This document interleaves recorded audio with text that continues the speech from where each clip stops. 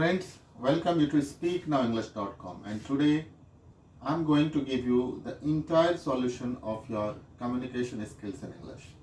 Means आज जो मैं आपको बताने वाला हूँ फ्लुएंट स्पोकन इंग्लिश में जितनी भी ग्रामर की ज़रूरत होती है वो पूरा ग्रामर एक लेक्चर के अंदर विद इन 20-25 मिनट्स के अंदर में फिनिश हो जाएगा और आपको लगेगा कि मुझे जो इंग्लिश बोलना है उसके लिए मुझे पूरा ग्रामर आता है।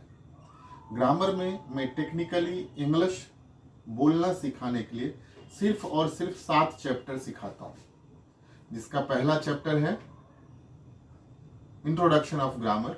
और आप ये वीडियो के साथ बने रहें और ये आगे मैं वीडियो के साथ अगला चैप्टर बताऊंगा जो पार्ट्स ऑफ स्पीच है।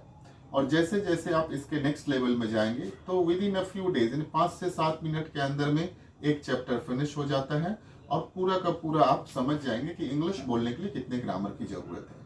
तो आज जो हम 7 चैप्टर पढ़ने वाले हैं वो चैप्टर का नाम है introduction of grammar, parts of speech, personal pronoun, जिसमें first person, second person, third person आता है, number, singular number and plural number, और सेंटेंसेस। सेंटेंसेस कितने तरह के होते हैं, सेंटेंसेस के बारे में पढ़ेंगे। और फिर हम प्रेजेंट, पास्ट, फ्यूचर के बारे में पढ़ेंगे और हम उसके ऊपर में सेंटेंसेस यानी मॉड ट्रांसलेशन कैसे करते हैं।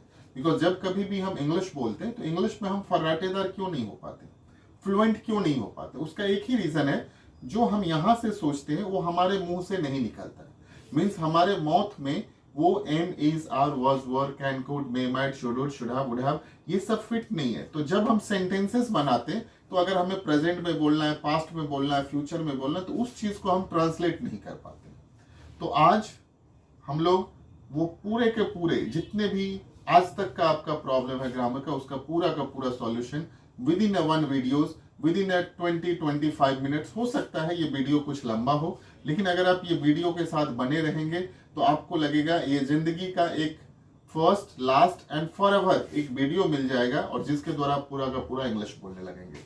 और आज हम बहुत ज्यादा इन डेप्थ में नहीं जाने वाले हैं। हमारे पास ये जो पूरा का पूरा जो ऑलरेडी प्रेजेंटेशन है, जो पावर पॉइंट प्रेजेंटेशन है, वो प्रेजेंटेशन के ऊपर में हम पूरा रिमार्क करके, डिमार्केशन करके आपको बताएंगे कि किस तरह से आप इसको अच्छी तरह से समझ सकते हैं।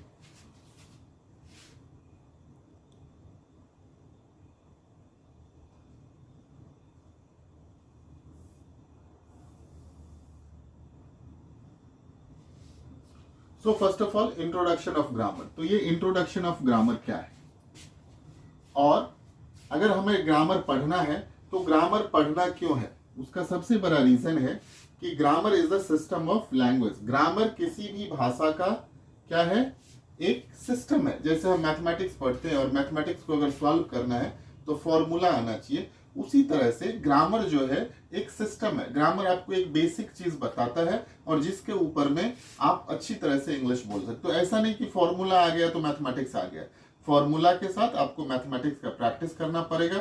उसी तरह से ये जो बेसिक ग्रामर है, ये जो सिस्टम है, वो थोड़ा सा सिस्टम समझ लेने के बाद आपको मॉथ ट्रांसलेशन करना पड़ेगा एक मेडिटेशनल वे में और आप इंग्लिश बोलने लगेंगे। एक बहुत बड़ा आंसर है कि अगर हमें ग्रामर पढ़ना है तो क्या हम ग्रामर को रूल्स मानते हैं? नहीं, ग्रामर को हम रूल्स नहीं मानते हैं, क्योंकि रूल्स किसी गेम में होता है कि ये 4 हो गया, 6 हो गया, वाइड हो गया, नो हो गया। बट ग्रामर इसके लिए जरूरी है बिकॉज ये हमारे साउंड्स को रिप्रेजेंट करता है, डिमार्क करता है कि आप प्रेजेंट में हो, पास्ट में, फ्यूचर में। जैसे अगर हमारे इंडियन मदर टंग में मराठी, गुजराती, तेलुगु, तमिल, पंजाबी, उड़िया, हम जो भी कुछ बोलते हैं प्रेजेंट, पास्ट, फ्यूचर में बोलते हैं। उसी तरह से जिसका मदर टंग इंग्लिश है वो भी कभी ग्रामर नहीं सीखा है, लेकिन वो प्रेजेंट, पास्ट, फ्यूचर में बोलता है। जैसे हम लोग हिंदी में बोलते हैं मैं जाता हूं, मैं जाता था, मैं जाऊंगा, तो हमें पता नहीं ये प्रेजेंट है, ये पास्ट है, ये फ्यूचर है। उसी तरह से जो जिसके मदर टंग होते हैं ग्रामर, उसको पता होता है। तो ग्रामर को हम लोग एक एज अ सिस्टम समझते हैं, उसको रूल्स नहीं मानते हैं, राइट।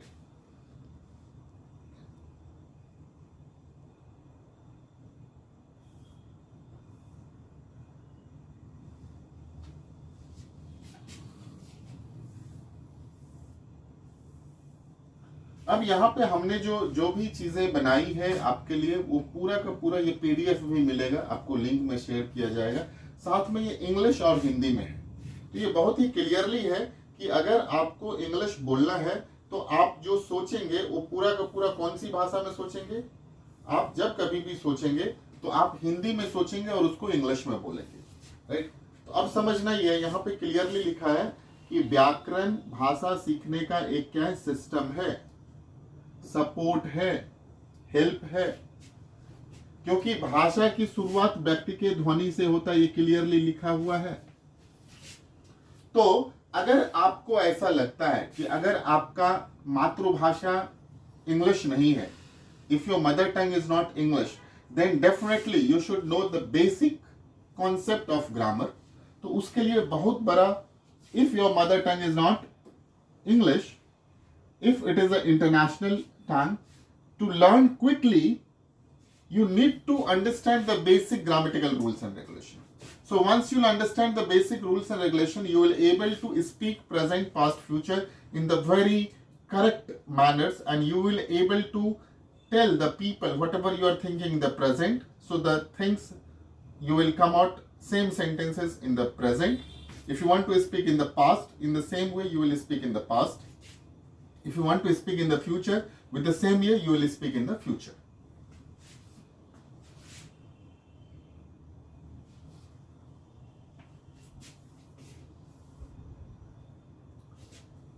Now, ये जो पहला था वो इंट्रोडक्शन ऑफ ग्रामर है। इसका जो पहला चैप्टर है उसका नाम है व्हाट इज ग्रामर।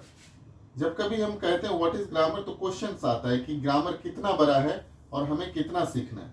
तो ग्रामर बहुत बड़ा नहीं और बहुत ज्यादा नहीं सीखना है। ये ग्रामर की शुरुआत जो होती है, पहला चैप्टर है व्हाट इज ग्रामर, यानी ग्रामर क्या है। तो सबसे पहले अपने को समझना है ग्रामर क्या है। What is grammar? Grammar is the backbone of any language. Grammar क्या है? किसी भी लैंग्वेज का एक बैकबोन है, if it is not your mother tongue. Similarly without grammar you can't speak proper and good English language. Means grammar is the system, grammar is the backbone. Without grammar you can't speak proper and correct English. If the mother tongue is not belongs to you, being as an English speaker, then you will have to understand the basic concept. You'll have to understand the basic concept of present, past and future. And if it will get fit with your tongue, you will able to speak fluent spoken English.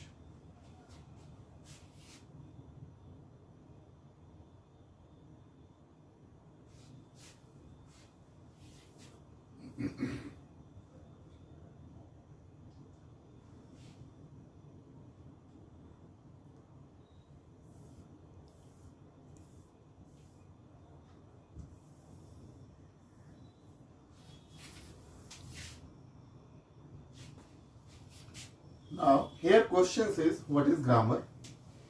Grammar denotes, grammar indicates how to listen correctly, how to speak correctly, how to read correctly, how to write correctly. यानी कैसे सही सुने, कैसे सही बोलें, कैसे सही पढ़ें और कैसे सही लिखें। किसी भी भाषा का यही चार पार्ट होता है, listening, speaking, reading, writing. So grammar corrects this all. How you will able to become a fluent speaker of English, so that grammar will help you out. So there are 5 parts of grammar. Grammar के कितने part हैं? 5 parts हैं। और ये पांचों part क्या क्या है? फर्स्ट है ऑर्थोग्राफी, जिसको हम अल्फाबेट्स और वर्ण विचार कहते हैं। दूसरा है इटीमोलॉजी, जिसको हम वर्ड एंड वर्ड्स कहते हैं, शब्द विचार कहते हैं। तीसरा है सिंटैक्स, सेंटेंस और सेंटेंसेस के बारे में पढ़ते हैं। चौथा है पंक्चुएशन, जिसको हम साइन ऑफ मार्क कहते हैं, चिन्ह विचार के बारे में कहते हैं। और पांचवा है prosody, stanza, paragraph, short of story के बारे में पढ़ते हैं। So means with in this 5 parts grammar gate introduce by yourself. For example, जिस तरह से आपको समझना है, फर्स्ट पार्ट जो है ऑर्थोग्राफी है। तो ऑर्थोग्राफी में हम क्या पढ़ते हैं? अल्फाबेट्स के बारे में पढ़ते हैं। There are 26 alphabets in English, is called orthography. For example A to Z and Z to A, and there are 2 parts of the vowel, vowels and consonants. अब ये अल्फाबेट्स के कितने पार्ट्स हैं? 2 पार्ट्स हैं, वॉवेल्स और consonants हैं। So there are 5 vowels. A, E, I, O, U को क्या कहते हैं? वॉवेल्स कहते हैं। और जो रिमेनिंग 21 है उसको क्या कहते हैं? कॉन्सोनेंट कहते हैं। For example,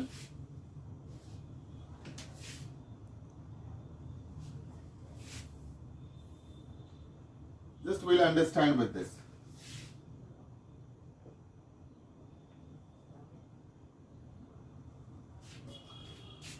So what is orthography?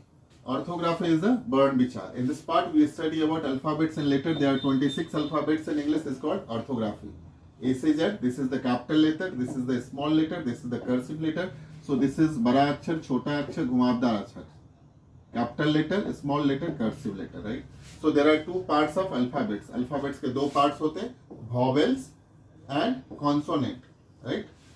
So there are 5 vowels. Hindi में इसको स्वर कहते हैं, vowels को हिंदी में स्वर कहते हैं और consonant को व्यंजन कहते हैं. तो ये 5 क्या है? स्वर है. और ये जो 21 है ये क्या है? कॉन्सोनेंट है, right?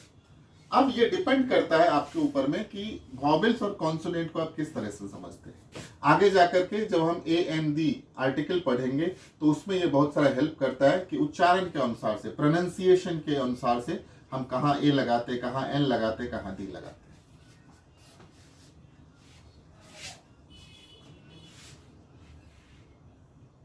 Now second is what?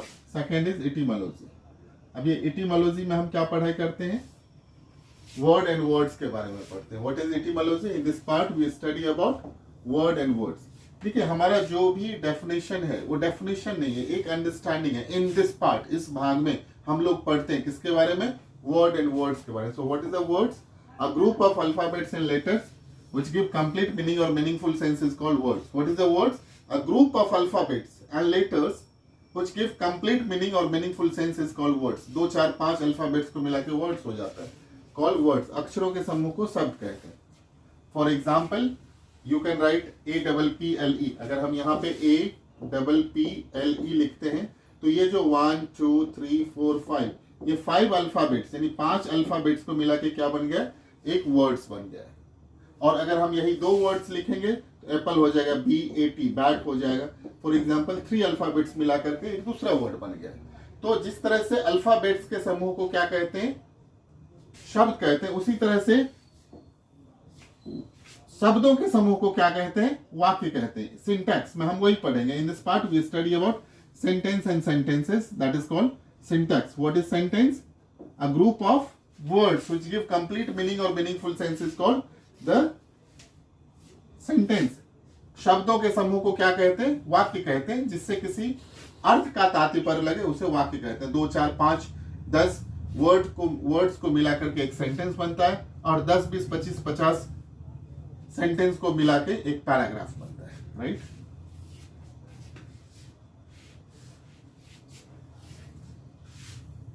Now the fourth part is a punctuation. So in this part we study about sign of mark. इस भाग में हम लोग क्या पढ़ते हैं? Sign of mark के बारे में पढ़ते हैं. So what is the sign of mark? Sign of mark is what? Punctuation में क्या पढ़ते हैं? चिन्ह विचार. बहुत बार तो हमें स्टूडेंट्स बताते हैं कि सर हमने आज तक ग्रामर के इंट्रोडक्शन के बारे में ये पढ़ा ही नहीं है. आप जो 5 पढ़ाते हो उसमें हमें एक ही पता है जिसका नाम है पंक्चुएशन, और हमने बचपन से लेकर आज तक सिर्फ पंक्चुएशन सुना. ऐसा नहीं है. क्या होता है, जब हम बचपन में पढ़े रहते हैं वो हम जब कुछ बड़े हो जाते हैं, मीन्स जब हम 55 में चले जाते हैं तो उसको हम सोचते हैं जो आता जो नहीं आता. लेकिन एक चीज याद रखो, अगर आपको दौड़ना है, चाहे आप बच्चे हो या बड़े हो, तो दौड़ने के लिए पैर की जरूरत है. चाहे बच्चा बोले या बड़ा आदमी बोले, उसको भी बोलने के लिए प्रेजेंट पास्ट फ्यूचर की जरूरत है. तो कहीं पर भी अगर आप सिस्टम को फॉलो करेंगे तो आप फ्लुएंट स्पीकर ऑफ इंग्लिश बन जाएंगे. तो पंक्चुएशन में हम क्या पढ़ते हैं? फुल स्टॉप के बारे में, comma, dash, slash, interrogation, exclamation, इस सब के बारे में पढ़ते हैं. क्योंकि अगर आपको आगे लिखना है, for example the main mark punctuations are full stop, comma, question mark, exclamation, etcetera, right? अगर कुछ लिखना है तो आप बिना फुल स्टॉप का वो सेंटेंसेस को आगे नहीं लिख सकते हो.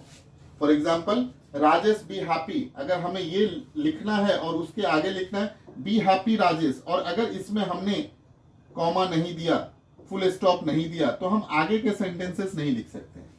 तो कभी भी सेंटेंसेस को आगे बढ़ाने के लिए comma, full stop, dash, slash, whatever rules and regulation is there, that you will have to follow it.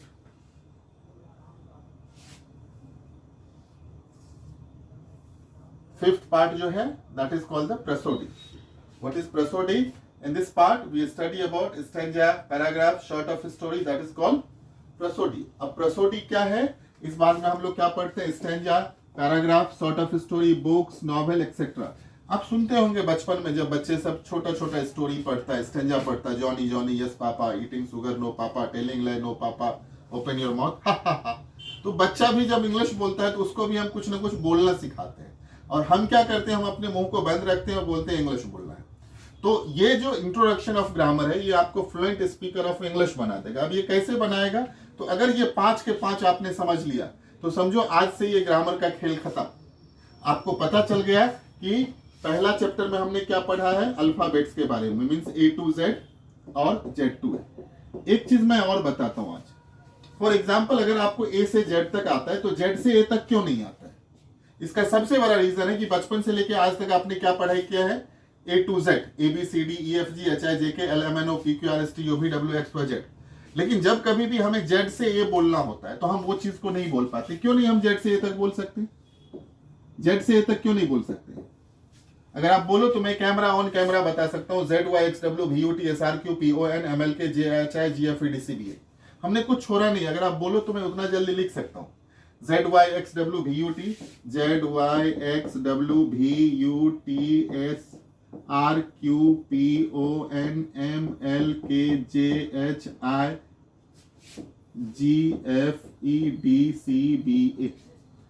तो मीन्स हमारा कहने का अर्थ क्लियर है, जो आप बोलते हो उस चीज को आप अपने टंग से निकाल सकते हो। फॉर एग्जाम्पल अगर आप इंग्लिश बोलना चाहते हो और इंग्लिश को अगर आप 2-4 बार नहीं बोलोगे तो वो नहीं निकलेगा।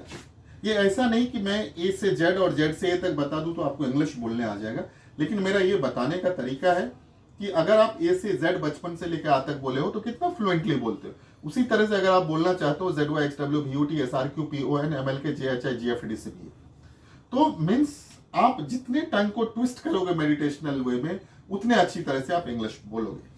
फॉर एग्जाम्पल ये हमने एक पहला बताया है कि जब अल्फाबेट्स आता है तो अल्फाबेट्स के बाद क्या बनता है, दूसरा अल्फाबेट से क्या बनता है, वर्ड्स बनता है। तीसरा क्या बनता है, सेंटेंस बनता है। चौथा क्या बनता है, पंक्चुएशन बनता है। पंक्चुएशन बनता है। और पांचवा क्या बनता है, रसोटी बनता है। तो ये जो पांच है, एक अल्फाबेट से क्या बन गया, वर्ड्स बन गया।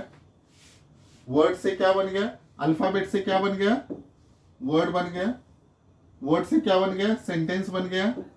सेंटेंस से क्या बन गया, सेंटेंस को आगे कब तक नहीं लिख सकते, जब तक पंक्चुएशन नहीं होगा, full stop, comma, dash, slash, whatever, right. रसोटी में हम क्या पढ़ते हैं, stanza, paragraph.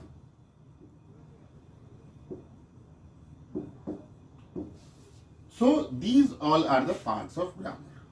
So I really wish you to become a fluent speaker of English. This part will definitely help you out. So this is the first part of grammar. Similarly, we are going to start the second part, that is called the parts of speech. Thank you very much. So my dear friend, जो second chapter है वो है parts of speech. इसके नाम में पूरा English छिपा हुआ है। Parts मतलब हिस्सा, speech मतलब बोलना। जो बोलने का हिस्सा होता है उसे हम parts of speech कहते हैं। अब पार्ट्स ऑफ स्पीच बनेगा कैसे, what is the parts of speech. Parts means हिस्सा, पार्ट्स मीन्स हिस्सा, स्पीच मीन्स बोलना। शब्दों को अलग अलग भागों में बांटा गया है उसके प्रयोग के अनुसार से। The words are divided into different parts according to their usage is called the parts of speech. यानी कोई भी चीज जो बनेगा, जब हमारा स्पीच बनेगा तो किसके थ्रू बनेगा, वर्ड्स के थ्रू बनेगा। जैसे अगर ये घर बना हुआ, तो घर जो बना हुआ ईट से बना हुआ। ईट is not equal to home, but ईटा के बिना घर भी नहीं बन सकता। उसी तरह से words is not equal to speech, but अगर स्पीच बोलना है तो speech cannot be constructed without words. Words के बिना स्पीच बन भी नहीं सकता है।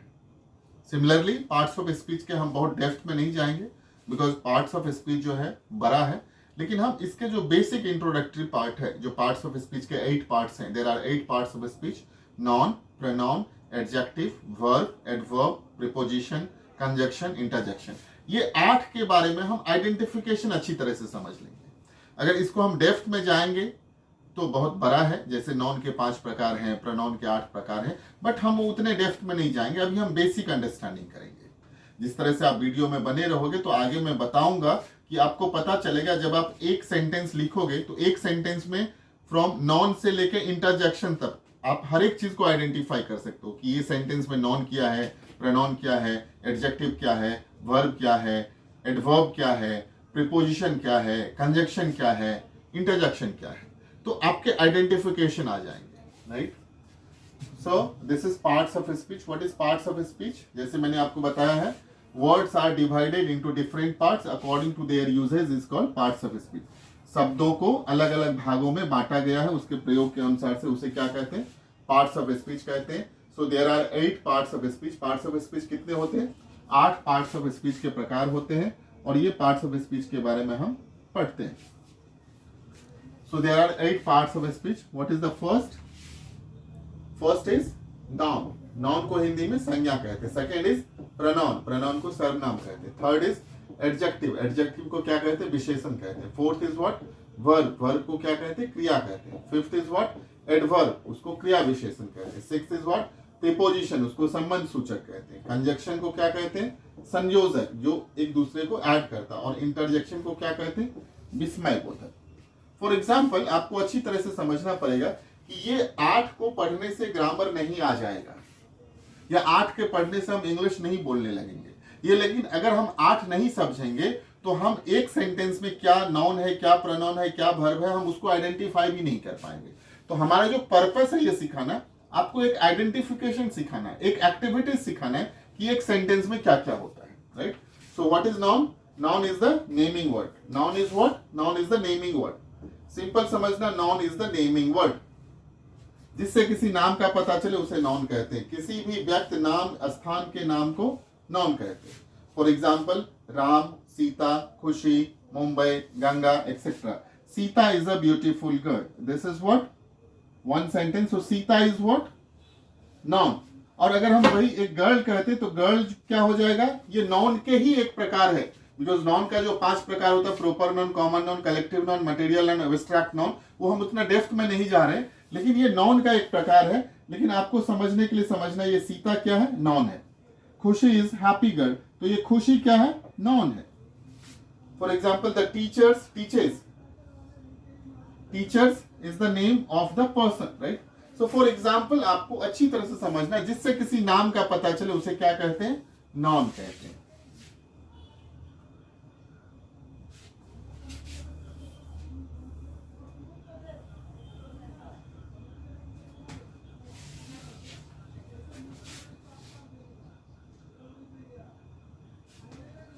Now, second is what? Pronoun. What is pronoun? Pronoun is what?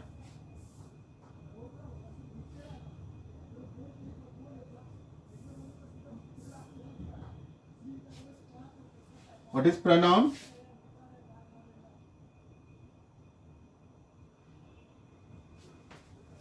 What is pronoun? Pronoun is a सर्वनाम। pronoun किसे कहते हैं? सर्वनाम। जो नाउन के बदले में आता है उसे क्या कहते हैं? प्रोनाउन कहते हैं। क्लियर लिखा है, a pronoun is a word which come instead of noun is called pronoun. जो नाउन के बदले में आता है उसे क्या कहते हैं? प्रोनाउन कहते हैं। For example, I, we, you, he, she, it, this, that. जहां पे नाम है, फॉर एग्जांपल अगर ये सीता लिखा हुआ तो सीता क्या था? प्रोनाउन था। लेकिन जब हम यहां पर लिखेंगे तो सीता के बदले हम शी लिखेंगे। अगर कोई नाम लिखा है तो ये जब सीता प्रोनाउंसिएट करेगी तो उसके बदले में आई भी लिखा था, आई एम स्पीकिंग इंग्लिश। ये डिपेंड करता है कि आप किस तरह से यूज करते हो। जो नाउन के बदले में आता है उसे क्या कहते हैं? प्रोनाउन करते हैं। तो she is what? She is pronoun. She is happy girl, pronoun. This is Sonam, so this is what? Similarly, जो नाउन के बदले में आता है उसे क्या कहते हैं? प्रोनाउन कहते हैं। What is adjective? And adjective is the word which give a quality of noun and pronoun. जो नाउन और प्रोनाउन की विशेषता बताता है उसे क्या कहते हैं? एडजेक्टिव कहते हैं। फॉर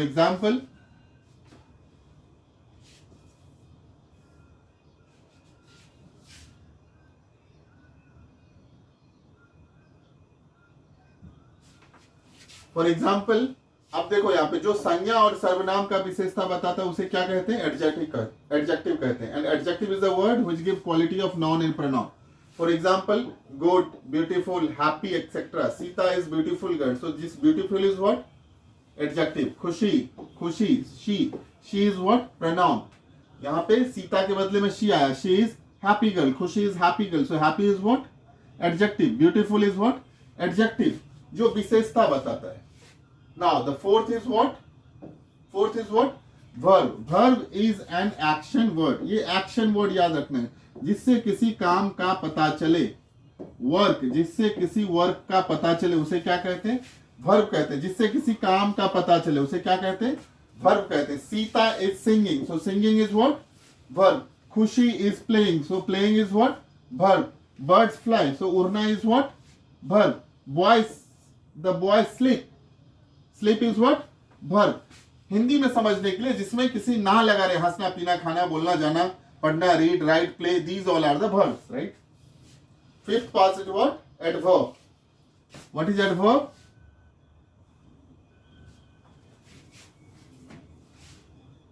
Adverb means क्रिया विशेषण. अब adverb क्या बताती है? क्रिया विशेषण है.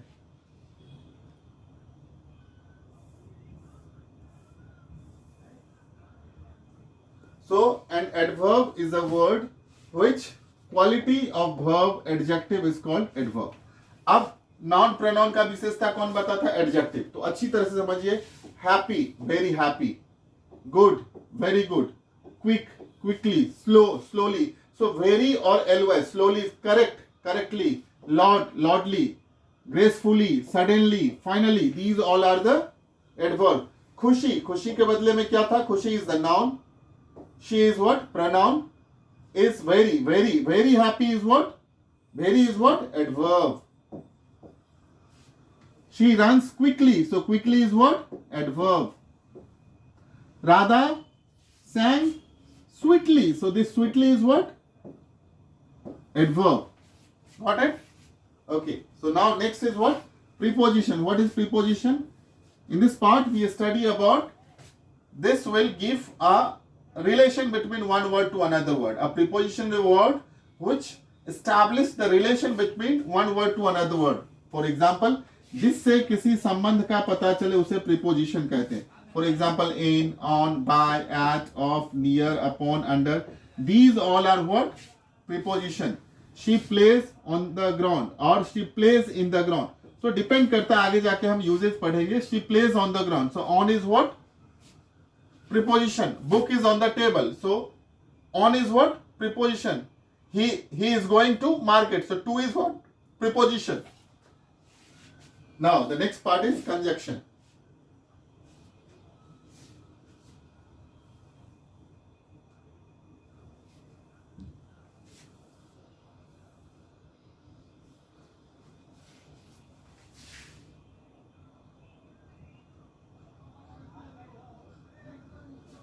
So sixth is what? Conjunction. In this part we study about, इस भाग में हम लोग क्या पढ़ते हैं? Conjunction is a word which add one word to another word. इसके example में क्या आ जाएगा? And, or, but. For example, if I am writing Ram and Shyam, तो अगर हम and नहीं देंगे तो पता नहीं चलेगा. तो Ram and Shyam. And is what? Conjunction, right? And, but, or, etc. Ram and Shyam are playing in the ground. Meeta and Meeta. Raju is tall. Rohan is taller, right? Raju is tall, but Rohan is taller. So these all are what? Conjunction. And the eighth part is what? Interjection. What is interjection?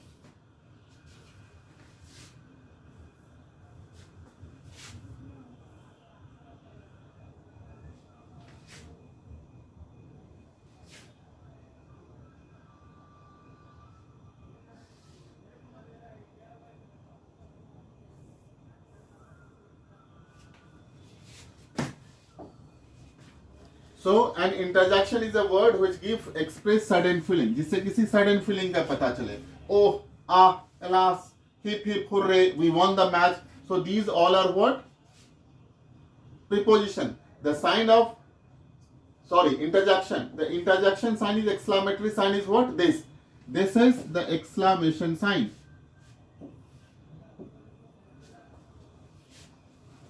Exclamation, hurrah, hip hip, alas, etc. Hip hip hurrah, we won the match. The old man is dead. So these all are the parts of what?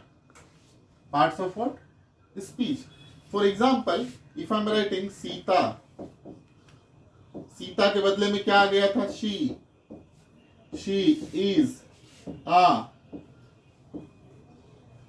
Is a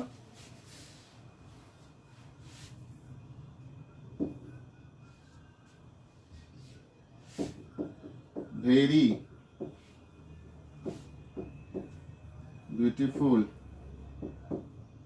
girl, but she is also very intelligent in studies. Simple है। Sita is what? Noun. अब सीता क्या है यहाँ पे? देखना, सीता क्या है यहाँ पे? नॉन है। शी क्या है यहाँ पे? प्रोनाउन है। वेरी क्या है यहाँ पे? एडवर्ब है। ब्यूटीफुल क्या है यहाँ पे? एडजेक्टिव है। गर्ल कॉमन, बट क्या है यहाँ पे? कंजंक्शन है। शी अगेन प्रोनाउन है। ऑल्सो वेरी एडवर्ब है। इंटेलिजेंट क्या है? एडजेक्टिव है। स्टडीज क्या है? पढ़ाई है।